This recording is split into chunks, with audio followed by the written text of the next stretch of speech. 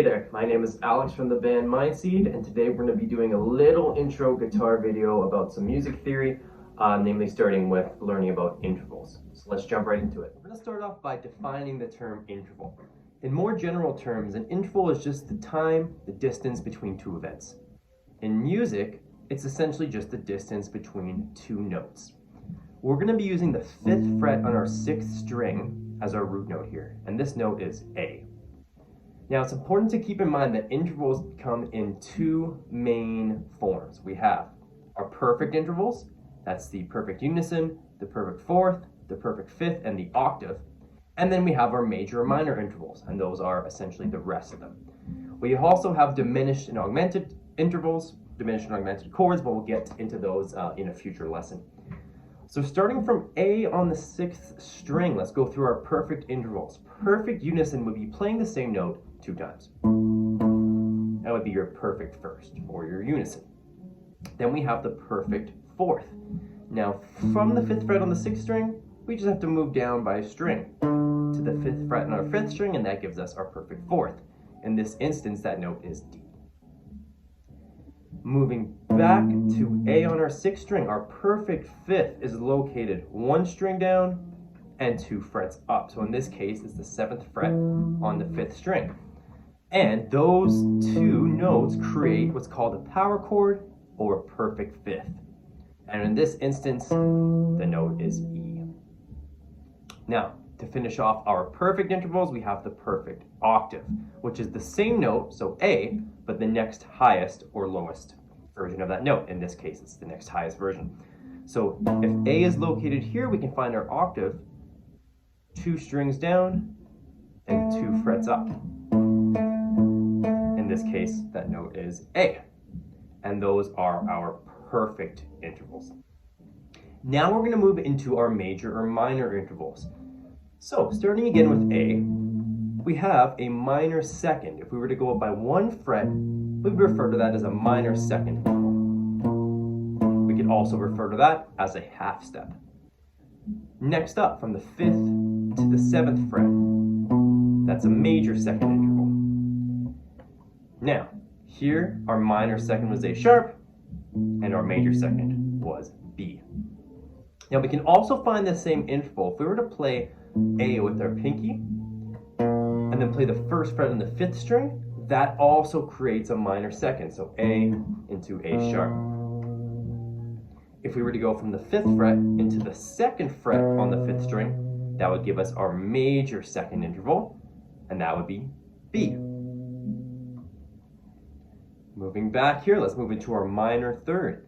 We have a minor third right here, so that's 3 frets up from your root note, minor third. In that case, that's C.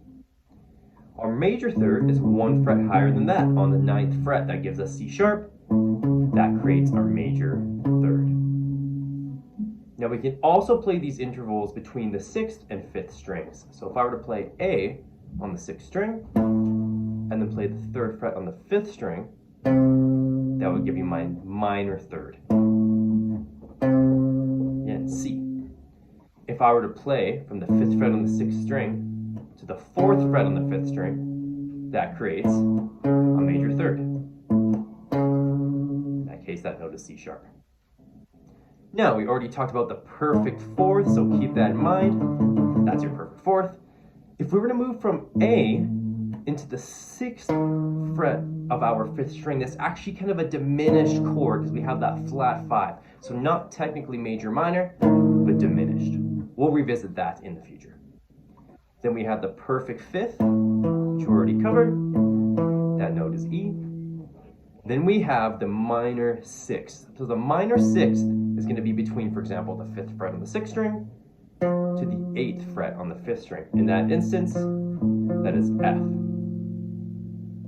If we're going to move that pinky up by 1 fret to the 9th fret, that's F sharp, and that gives us our major 6th. If we were to play, again, the 5th fret on the 6th string A, and then the same fret but on the 4th string, that gives us our minor 7th, and in that case the note is G. If we were to move that note up to the 6th fret on the 4th string, so moving from A to the 6th fret 4th string, that would be our major 7th. In this instance, that's G sharp.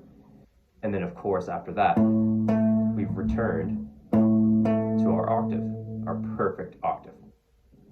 So, as a quick review, minor second, major second, minor second, major second, minor third, major third, minor third, major third, perfect fourth, diminished, perfect fifth or power chord, minor sixth, major sixth,